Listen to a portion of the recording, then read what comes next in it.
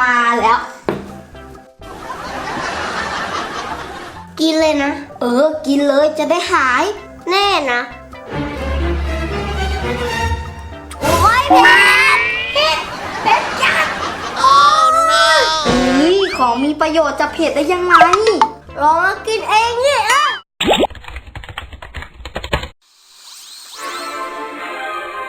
ตินแอนเดอร์แกง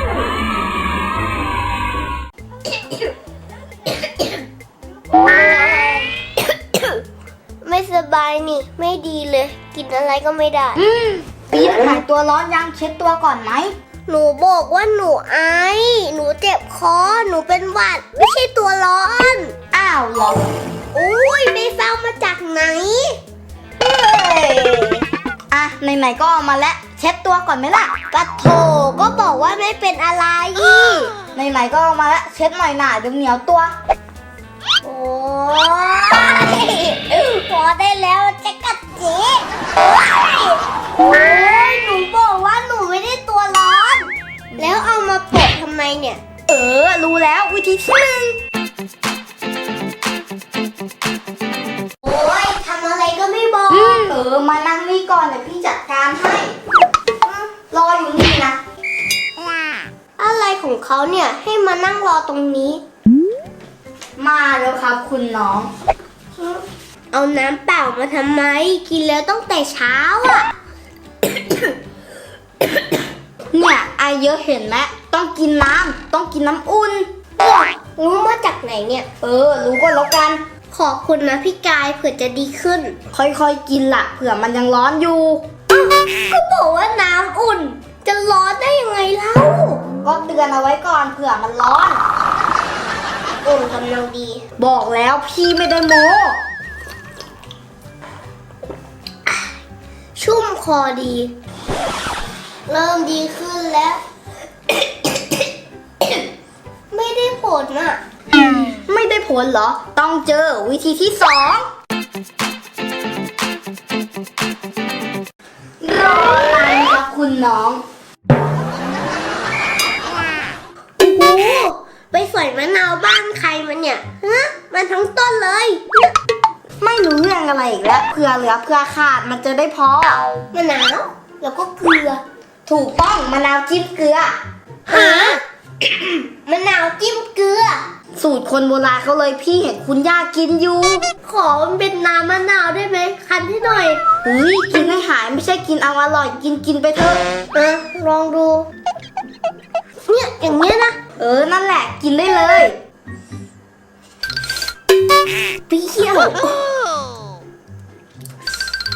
ชัวร์ปะเนี่ยชัวร์ดิสูตรโบราณโอ้ยเปรี้ยวจัดประหลัดบอกด้วยเปล่าโอ้ยเปรี้ยวไปไม่เอาแล้วเอาไม่ได้ผลอีกเหรอวิธีนี้ต้องไปวิธีที่3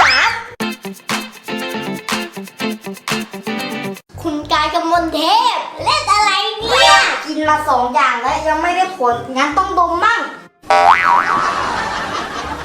เฮ้ยหอมแดงก็มาถ้ามีพริกกับกระเทียมนะทำยำมาม่าได้เลยอ่ะยำยืมอะไรห่วงแต่เรื่องกินเอาตัวเองให้หายก่อนเถอะก็มันใช่ไหมล่ะเมื่อกี้ก็มะนาวอันนี้ก็หอมเหลือแค่พริกกับกระเทียม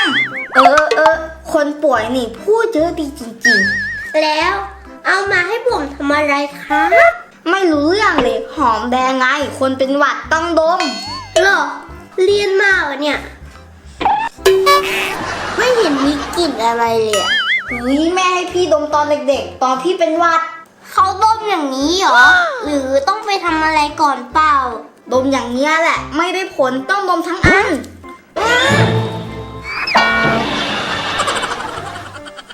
ชิวโอ้ยไม่ได้ผลเอาไม่ได้ผลอีกแล้วเหรออย่างนี้ต้องวิธีที่4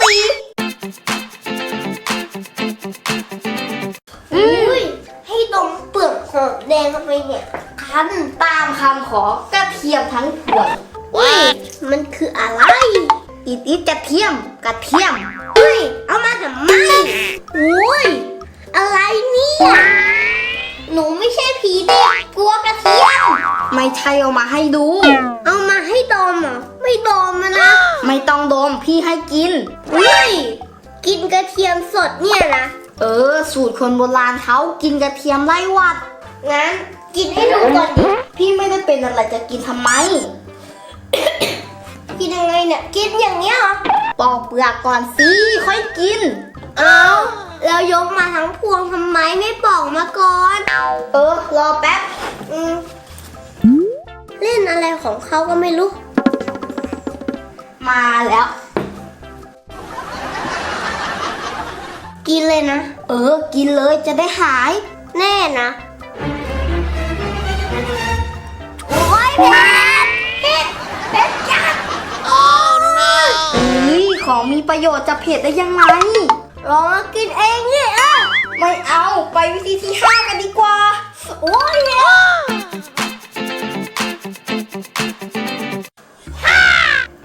อย่างเผ็ดเลยร้อน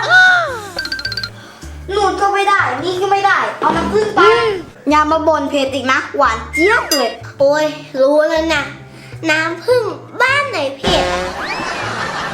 ในกล่องคืออะไรอ่ะพี่กายอย่าบอกนะว่าของเล่นผึ้งของเล่นผึ้งอะไรเล่าลวงผึ้งอะไรนะรังผึ้งก็บอกว่าลวงผึ้งแล้วลวงผึ้งมันคืออะไรอ่ะก็คือที่อยู่ของผึ้งนั่นแหละมันเก็บน้ำหวานไว้แล้วไปเอาน้ำหวานผึ้งมาขออนุญาตเขายังจะขอทำไมพี่ซื้อมาเรื่องมากจะกินไม่กินเนี่ยกินเลยก็ได้แบบขวดกินยากอ่ะแบบกล่องก็แล้วกันหอมดีกินจนจะหมดแล้วเอามาให้หนูทำไมเอาไปเฮ้ยกินแล้วจะได้ชุ่มคอแก้เจ็บคอด้วยรู้สึกมีหลายวิธีนะเนี่ยเรียนมาจากไหนหนูไม่เอาน้ำผึ้งเอาไปพี่เสียใจนะตินโอ้ยกินหน่อยก็ได้ส้มคำเดียวนะตักเยอะๆหน่อยจะได้หายเนี่ยนะไม่เผ็ดนะน้ำผึ้งบ้านไหนเผ็ด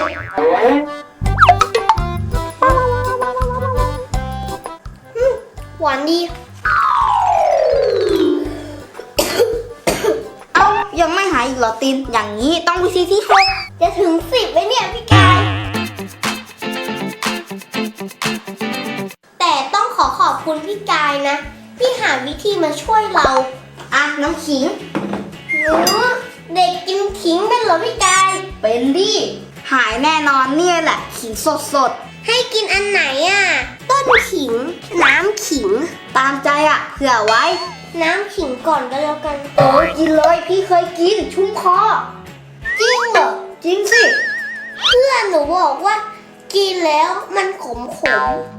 เพื่อนบอกมั่วและน้ำขิงหวานแน่นะหวานดิ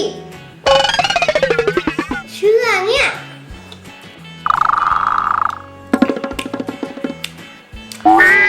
เป็ดขม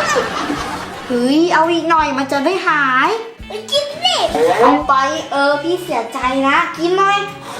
ก็ได้เอาแล้วเพชรไม่ได้ผลอีกเหรออย่างนี้ต้องวิธีที่ 7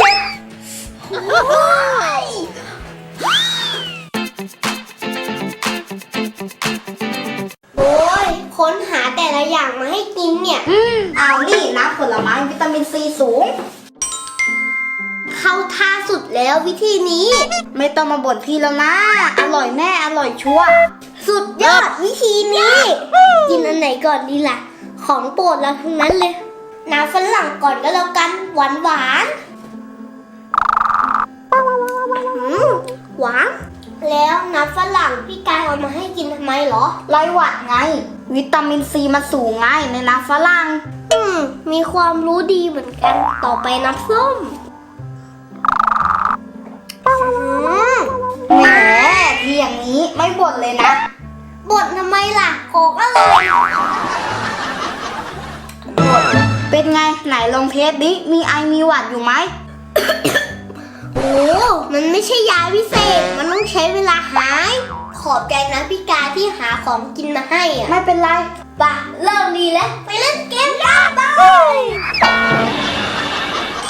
สนุกไหมคะพี่ๆแล้วขอสั้นหาเฮตอน 7 วิธีแก้หวัดแก้ไอ